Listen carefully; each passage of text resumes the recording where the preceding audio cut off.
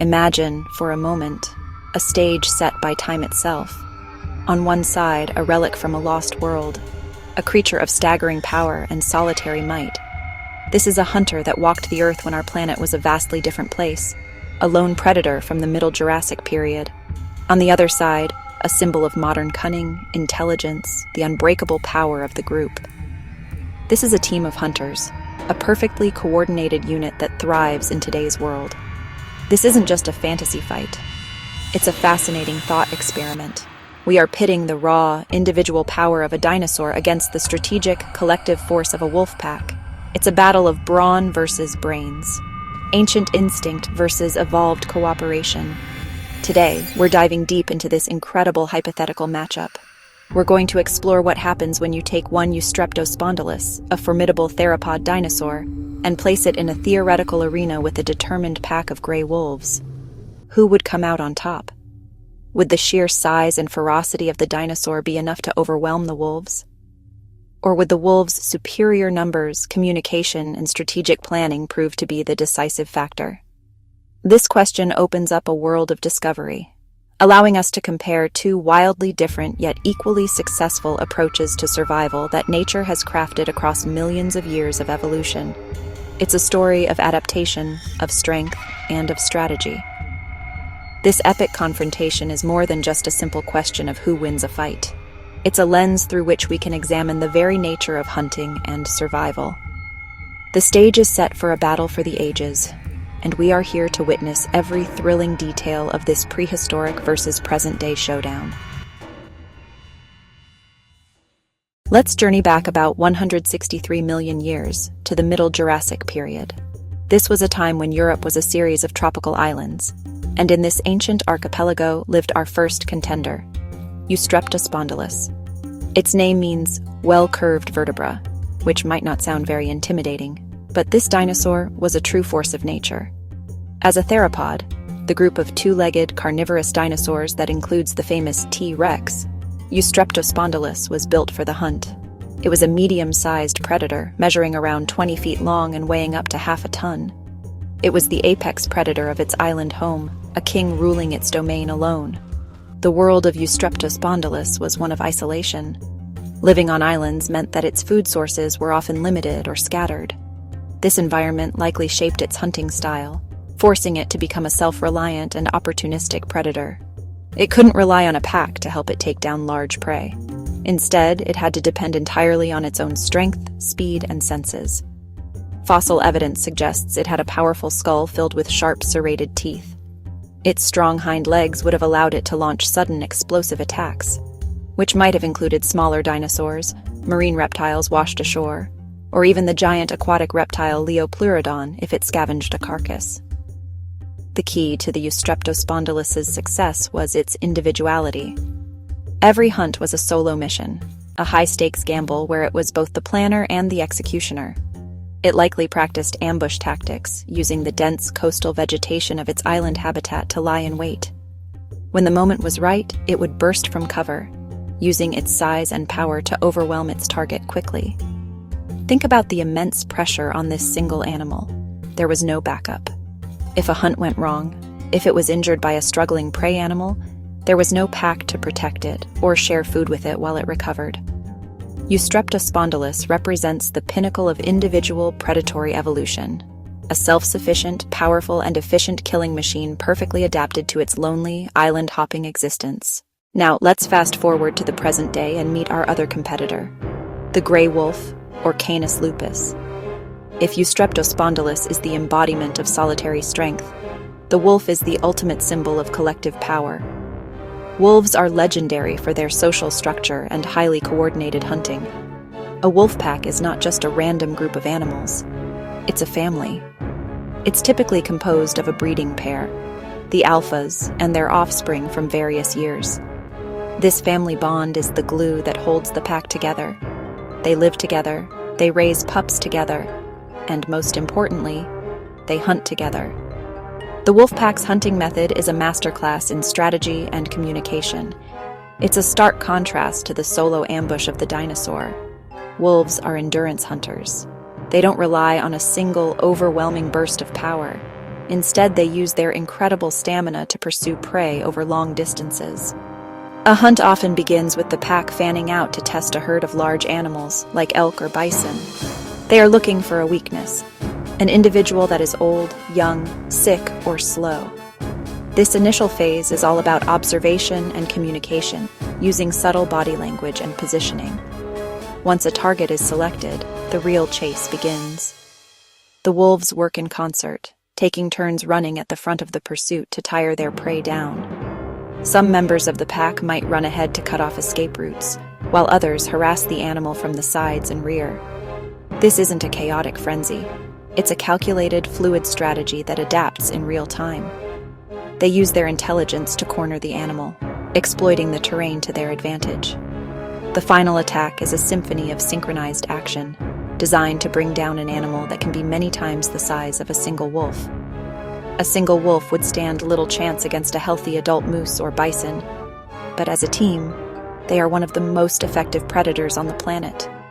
Their success is built on trust, communication, and a shared goal. The wolf pack is a living example that the whole is greater than the sum of its parts.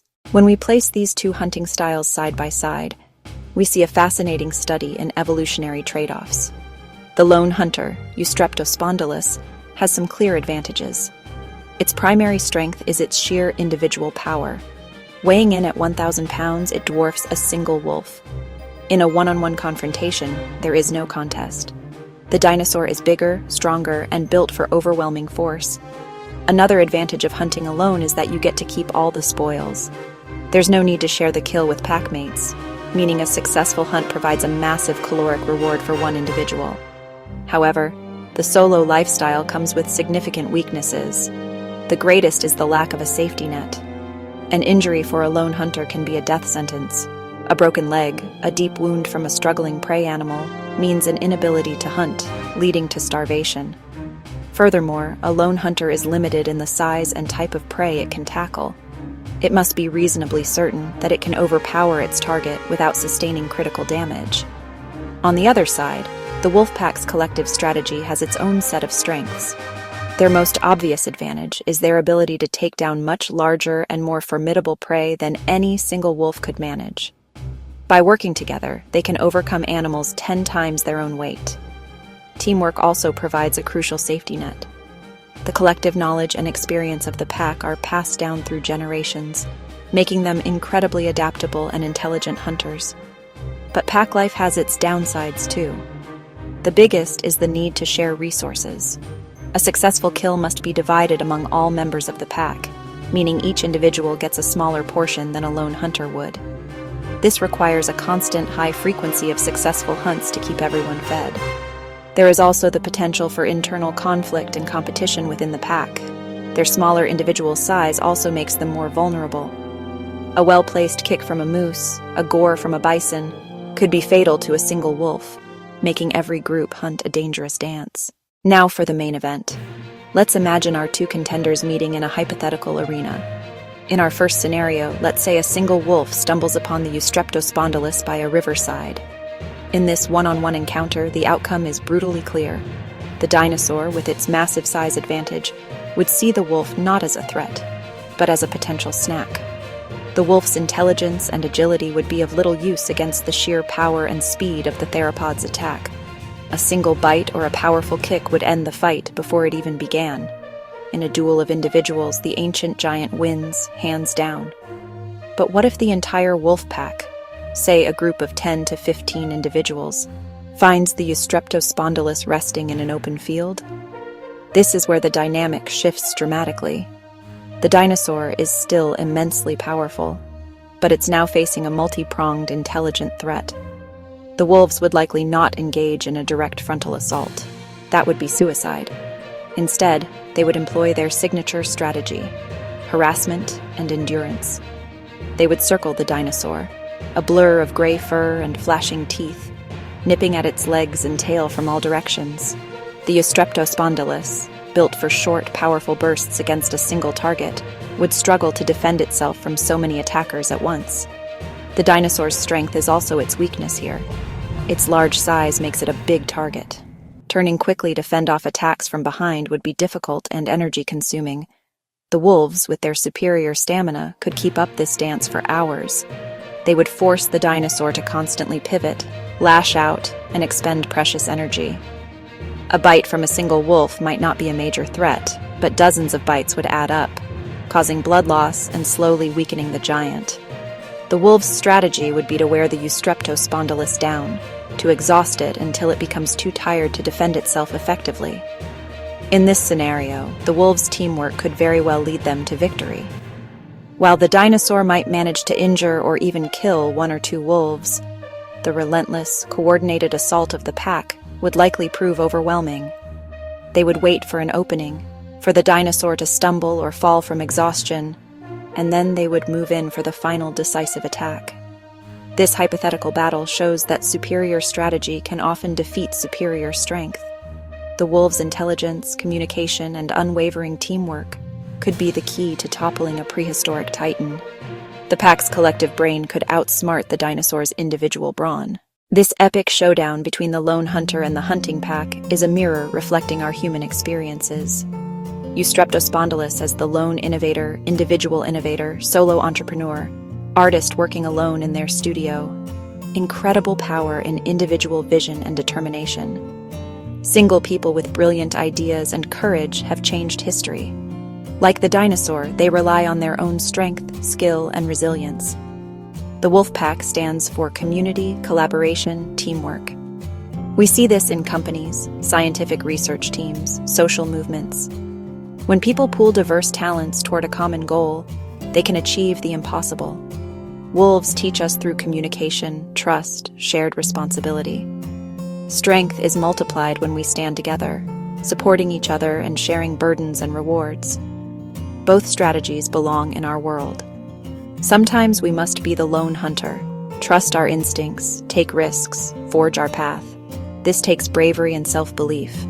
Stand alone and pursue a unique vision. Think of a writer crafting a novel, an explorer venturing into uncharted territory.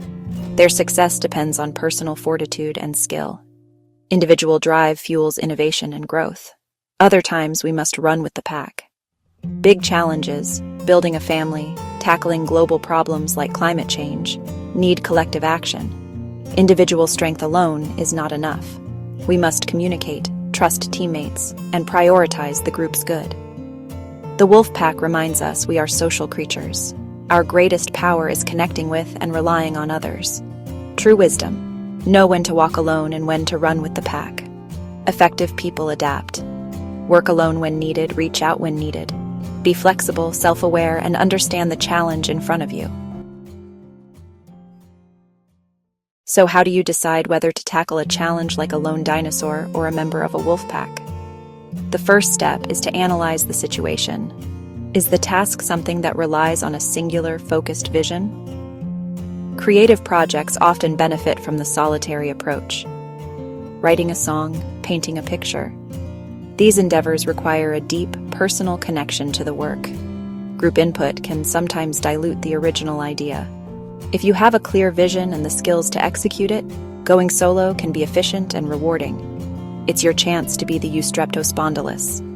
Conversely, consider if the project is complex and multifaceted. Building a business, organizing a community event, conducting a scientific experiment. These are wolfpack situations. Success depends on diverse expertise: a strategist, a communicator, a detailed planner. Trying to do everything yourself often leads to burnout. The scale of the challenge matters. Move a small stone or a giant boulder? A lone hunter can take down prey its own size. To take down a bison, you need a pack. For personal goals like learning a new language, training for a marathon, you can often do it alone. For systemic change, like advocating for a new law, cleaning up a polluted river, you need a collective. The bigger the goal, the more you need a team. Ultimately, a hybrid approach often works best. Even independent people rely on support: mentors, family, friends. Teams still need individual responsibility. Effective people adapt, work alone when needed, reach out when needed. Be flexible, self-aware, and understand the challenge in front of you. As we wrap up this prehistoric versus modern showdown, it's clear there's no single simple answer to who wins. The outcome depends entirely on the circumstances, but the exploration itself leaves us with something far more valuable than a victor: a profound appreciation for the different paths to success that life has forged. Both the solitary Eustreptospondylus and the cooperative wolf pack are masterpieces of evolution, each tuned to its own world and challenges. They represent two powerful truths about survival: the importance of individual courage and the incredible strength of a unified team. The Eustreptospondylus inspires us to be brave. It reminds us that there are times when we must rely on our own inner strength to face the world. Self-reliance, trusting our instincts, having the courage to stand alone. There is a hero inside each of us, a lone hunter capable of facing down incredible odds through sheer force of will and personal skill. We should nurture that spirit, developing our talents and building our resilience so we're prepared for solitary moments. The wolf pack, in turn, inspires us to be smart and connected. It shows us that our greatest achievements are often born from collaboration, communication, empathy, trust. They remind us that by supporting one another, we can overcome challenges that would overwhelm us as individuals, family, friends, community. We should strive to build strong bonds, to be reliable members of our packs. In the end, the spirit of survival isn't about choosing one path over the other. It's about embracing both: the bravery of the lone hunter, the intelligence of the pack, know when to be fierce and independent and when to be humble and cooperative. Life will present challenges that require you to be a solitary dinosaur and others that demand you be part of a wolf pack. The key is to cultivate both the individual strength to stand tall and the social wisdom to stand together. That is the ultimate lesson from the wild. This journey through time, pitting a Jurassic predator against a modern pack, has been an incredible exploration of strategy and survival. Now the conversation turns to you. I am incredibly curious to hear your thoughts on this battle. Who do you think would ultimately win? Share your reasoning in the comments below, and don't forget to subscribe. Take this spirit of curiosity into your daily life. The lessons of the animal kingdom are all around us. Thank you for joining me on this adventure.